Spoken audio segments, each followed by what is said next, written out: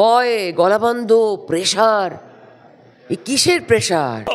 আর এখানে সিইও অফিসে কি আছে রাত্রিবেলা? আপনারা ডিআরওর কাছে যাবেন, ডিআরওর কাছে যাবেন। 84,000-এর মধ্যে 4 জন বিএলও কেন? 84,000-এ 4 জন কেন? আমরা গণতন্ত্রের সমর্থক, আমরা গণতন্ত্রের সমর্থক। পাঁচিল টপকাচ্ছে যারা, তারা অনেকেই বিএলও কিন্তু নয়। তারা কারা হতে পারে বলে আপনাদের ধারণা? মানে তারাই হতে পারে যারা এই দেশ থেকে, এই রাজ্য থেকে লোকজন পালিয়ে যাচ্ছে বলে তারা বিরক্ত হয়ে যাচ্ছে, তার ছাপা মারা ভোটগুলো সব হাওয়া হয়ে যাচ্ছে। ছাপা মারার জন্য একটা বড় বড় টিম ছিল না, তারা সব এক জায়গা থেকে এক জায়গায় রেডি হয়ে ইলেকশনের ফেজ বাই ফেজ ঘুরে ঘুরে বেড়াতো। তো সেই টিমগুলো সব পাতলা হয়ে যাচ্ছে, এটা একটা ভয়ের ব্যাপার হয়ে যাচ্ছে। তো তারা এখন বিএলওদের সাপোর্ট দেওয়ার চেষ্টা করছে। প্রশ্ন হচ্ছে যে বিএলওরা তাদের এত মানে ভয়, গলাবন্ধ, প্রেশার। এই কিসের প্রেশার? এত প্রেশার কেন? রাত দুপুর অব্দি সবাই তো কাজ করছে না, সে তো কয়েকজন মাত্র বলেছে রাত দুপুর অব্দি কাজ করছে, সবাই তো রাত দুপুর অব্দি কাজ করছে না।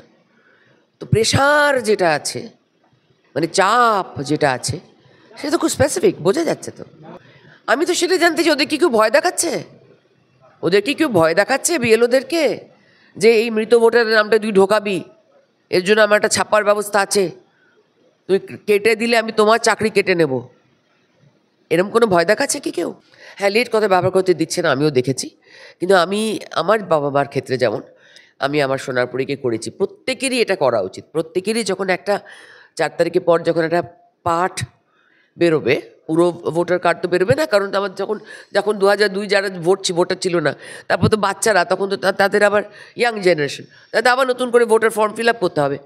তো সেই সময় এখন প্রত্যেকের এই মুহূর্তে দাঁড়িয়ে সারা ভারতবর্ষে যেমন সিরিয়াসলি দেখছে, পশ্চিমবঙ্গবাসীকেও এটা সিরিয়াসলি দেখতে হবে যে যেন তার পরিবার পরিজনদের যারা চলে গেছেন তাদের নাম যেন কাটা হয়।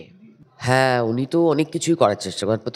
প্রথমে একটা কি আন্দোলন করলেন, তারপর রাস্তায় হাঁটলেন না কিছু করলেন, অনেক মঞ্চটঞ্চ বাঁধলেন। অনেকেই তো দেখছি অনেক মঞ্চটঞ্চ বাঁধছে। মানে তারা কি সত্যি সত্যি চায় না যে দেশে সঠিক মানুষ সঠিক ভোট দিক? মানে অনেক বছরের অভ্যেস তো যে বেঠিক ভোট বেঠিক লোককে দিয়ে আসবে, তো এবার সঠিক হোক সব কিছু।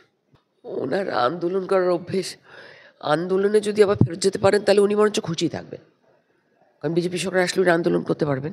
আন্দোলনটা তো ভালো করেন, সেটা মানে হ্যাঁ, বিরোধী নেত্রী হিসেবে উনি সত্যি খুব ভালো। কে রাজনীতিতে নামবে, রাজনীতি মঞ্চেতে আসবে, সেটা তার সম্পূর্ণ ব্যক্তিগত। কিন্তু যে রাজনৈতিক মঞ্চতে আসতে চাইবে না, তাকেও কেন প্রেশারাইজ করা হবে?